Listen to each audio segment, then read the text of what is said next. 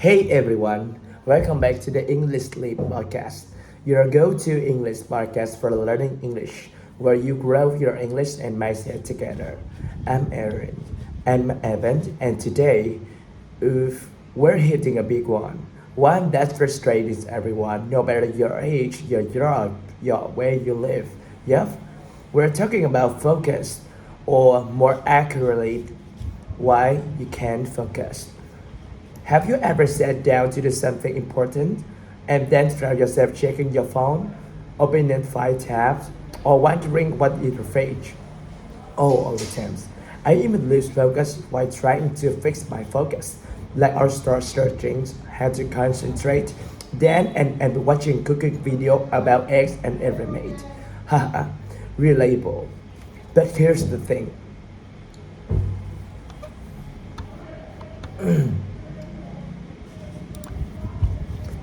If you struggle with focus, it's not because you're lazy.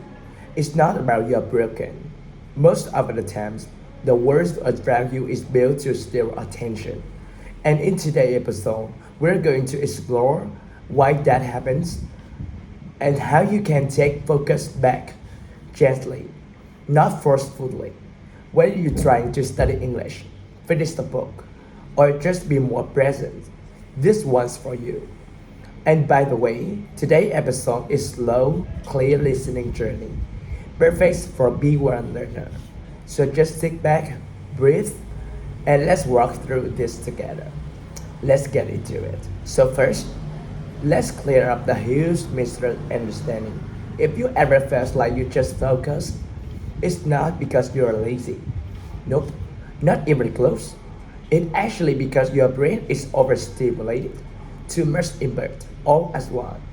Yeah, it's like trying to hear someone whisper to you in the middle of the back football stadium. Your brain wants to listen. It just can't. There's too much going on. And what's makes it worse is we keep feeding overstimulation, scrolling, switching between apps, checking one thing while thinking about another. Your brain's never get a break. Exactly. And your brains get exhausted not from doing nothing, but from trying to process everything as one. So if you're finding it hard to focus, it's not a personal failure. It's not brain waving a little flag saying, hey, can we slow down? Right. And this is especially true when learning English. If you're watching 5 videos at once, reading subtitles, and switch apps every minute, your brain is gonna shut the door and says, nope, I'm done. So here's a gentle tip for our listener. Try not to switch too much. Don't jump from one to another or from grammar to listening to vocabulary at all as well. Pick one. Stay with this. Focus is something we train, not force. Totally. Even 10 quiet minutes of focused listening, let's go compared to an hour of distracted learning. And that brings us to something we often to overlook, your environment. If you're trying to focus in a place that's noisy, cluttered, or filled with interruptions, you're basically asking your brain to run a race with the shoes tied together. Yes, like imagine trying to read a book in the middle of a busy street, not because you're bad reading, but because everything around you keep pulling your attention away. Exactly. Focus isn't just you problem. It's often a space problem.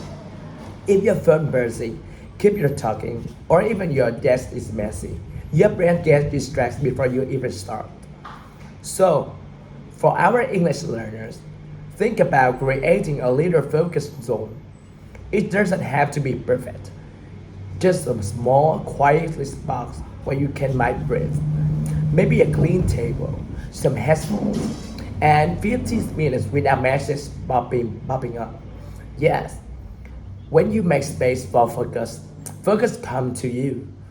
It's like telling your brains, hey, this matters. Let's be here now. They which connect perfectly to the next issues, which often confuse being busy with being productive. Oh yes, just because your calendar is full or your to-do list is long doesn't mean you're actually getting anywhere. right? It's like running on a treadmill. You're moving, sweating, feeling active, but you're not actually going forward. And that has trapped a lot of English learners falling into too. Watching 10 videos, writing down 50 new words, trying to do everything, but nothing sticks. It's not deep learning. It's surface level activities. So it's the mindset shift. Less noise, more depth. Instead of doing everything, try doing one thing well. Like, focus just 5 minutes new words today. Say them out loud. Make a sentence. Repeat it. That's the powerful. Definitely. Learning happens in layers, not in a rush.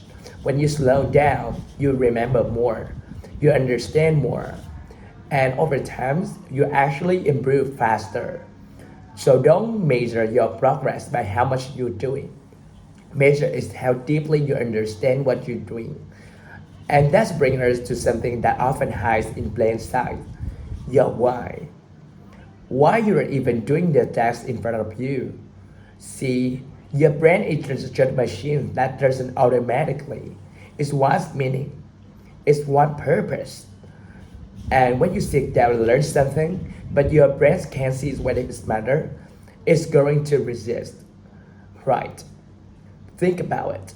Have you ever studied a bunch of grammar rules? Why it feels like?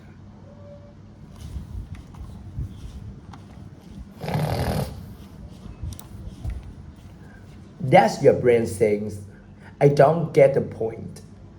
And when there's more no meaning, there's no focus.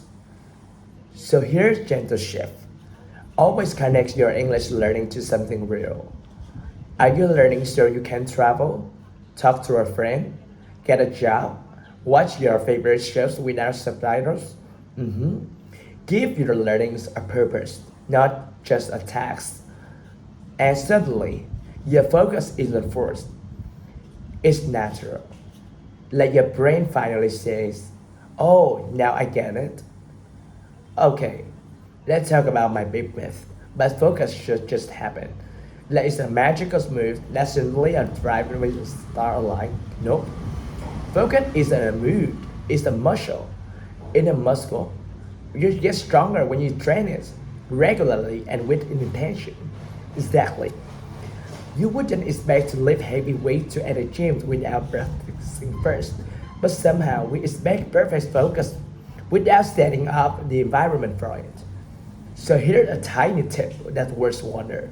Set a timer, 10 minutes, no phone, no distractions, no, just listen to one English audio clip. That's your dream, your minute mental workout. And over time, 10 minutes turn into 20. You get stronger, not because you forget, but because you practice it, like any good skill. Alright, let's shift gears for a second and look at your body, because sometimes your mind isn't only one overwhelmed. Your body is stuck too. Yep. We sit for hours staring at a screen, feeling foggy and frustrated, and wonder why we can't focus. Your brain is part of your body, and when you move, even a little, your blood flows better. Your thoughts get clear. It's like shaking on a snow blow and letting a flake settle. So if you're stuck or mental full, try this. Go for a short walk and while listening to English or stretch, or even stand up and speak out loud. Learning doesn't have to be still. In fact, movement often helps me remember and focus better. Alright, here's the big one to close out with. The mistakes of relying only on willpower. Willpower is like a battery. It runs out. And if you're waking up every day trying to push yourself to focus, you're eventually going to burn out. What you need is that our systems, gentle, repeatable habits and makes focus automatic. Like brushing your teeth, you don't debate it, you just do it. Think of like a conveyor belt. You don't want to lift a heavy box every day from scratch You want your system to carry it for you. So here is look for English learner. Maybe every morning after breakfast, you listen to 5 minutes of English. Or every night before bed, you read a one-shot article. Simple, repeatable, no willpower needed. And over time, that routine builds momentum. Focus becomes your default, not your daily battle. Exactly. And if you're trying to build that kind of English, having a right words makes it easier. So now, let's hand it over to college. She's going to break down some of the key vocabulary we used in today's episode. Listen closely and feel free to repeat after her. Yep, there's a where listening and speaking practice get a little boost. Take it away, Charlotte. Thanks, Aaron. Hello, my lovely listeners. Let's take a moment to look at some powerful words and phrases we explored today. Ready? Let's go.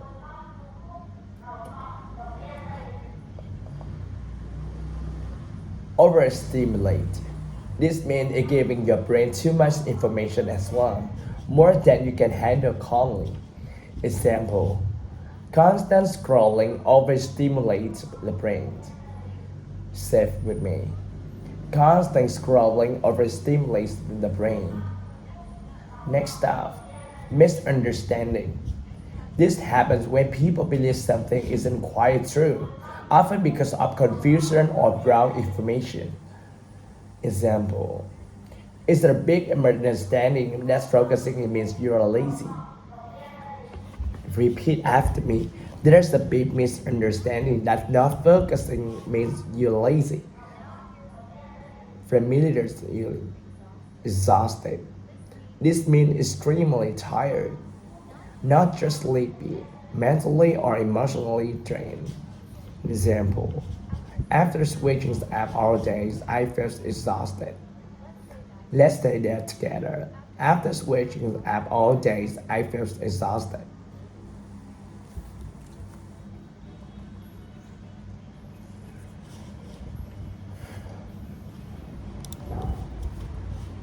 Let's go to white flag. White flag. Waving a white flag means surrenders, like your brain says, I give up. Example: her brain waved white flag after too much multitasking. Say it with me. Her brain waved the white flag after too much multitasking. This next word everyone distracted. Mean is your main attention pull away, you not focused. I got distracted by my phone during the lesson. Let's repeat. I got distracted by my phone during the lesson. Now here's the physical one. Clutter. Clutter means messy, full of too much stuff. Can be your room or your mind. Example: her cluttered desk make it hard to concentrate. Say it with me. Her cluttered desk made it hard to concentrate. Let's try this one. Interruption. An interruption is something that breaks your flow, like a noise, a message, or something talking. Example: he couldn't finish reading because of constant interruptions. Let's try that together. He couldn't finish reading because of constant interruptions. And a tricky one. Myth. A myth is a false belief, something people say a lot, but it's true. Example: it's a myth that focus come naturally to everyone. Say it with me. It's a myth that focus come naturally to everyone. This word is super useful. It's tension. It means a clear purpose, knowing why you're doing something. Example: she studied with intention, not just a habit. Repeat. We study with intention, not just habit. And last but not least, willpower. Willpower is the strength to control yourself and keep going, even when it's hard. Example: relying on willpower alone can lead to burnout. Relying on willpower alone can lead to burnout. That is for today's vocabulary breakdown.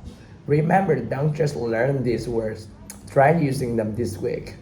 Speak them, write them, and make them yours. You're doing amazing. Now, let's go back to Erin and Evan to wrap it all. Thanks, Charlotte. I love how just a few good words can bring so much clarity. If you're listening, remember, vocabulary is like another tool to your mental toolbox. The more you have, the more confidently you can build your talks in English. Exactly. And we hope today's episode helped you understand that focus isn't about being perfect. It's about being kind to your mind, creating better systems, and learning how to slow down and when everything feels too fast. And as always, don't forget, we make a free PDF just for you.